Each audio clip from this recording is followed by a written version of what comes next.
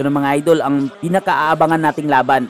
Ito yung laban ni Nathaniel Bustamante aka Salt Papi. Linabanan niya ang legend ng UFC na si Tony Ferguson. Ito pa lang si Tony Ferguson mga idol is dating world champion sa UFC. Kaya naman underdog ang Pilipino dito sa labang ito mga idol. Pero itong si Salt Papi is kilala na isang knockout puncher na boksingero. Makikita natin dito sa umpisa ng laban mga idol is mas mabilis ang mga combination ni Salt Papi. Hindi katulad nitong si Ferguson na medyo mabagal ang kanyang mga suntok.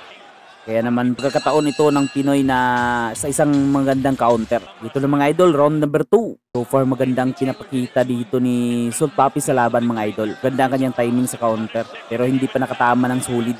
Grabe ang laki nitong si Tony Ferguson. Tingnan natin sa physical differences ng dalawang boksingero. Matangkad at mahaba Tony Ferguson. Ito, gandang combination ni Salt Papi doon. Double lead punch by Salt Papi. Body shot by Papi.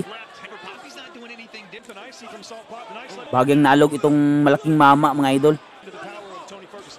Ganda ng straight ni Papi mga idol. Pinain nyo ng sulit.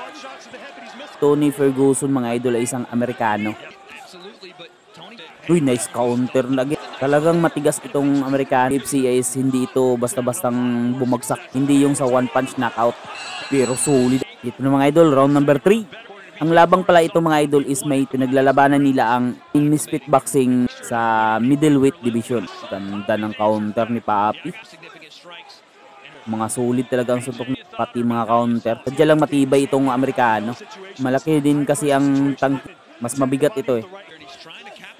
Ito papakorner si Salt Papi. Malaki pa naman itong mama Ferguson. Gandaan lang nito ni Ferguson. Ulo lang ang tinatarget nito eh. Umatras bahagya tong Amerikano. Oh, nakukorner talaga si Salt. Delikado to eh. Uy, yun.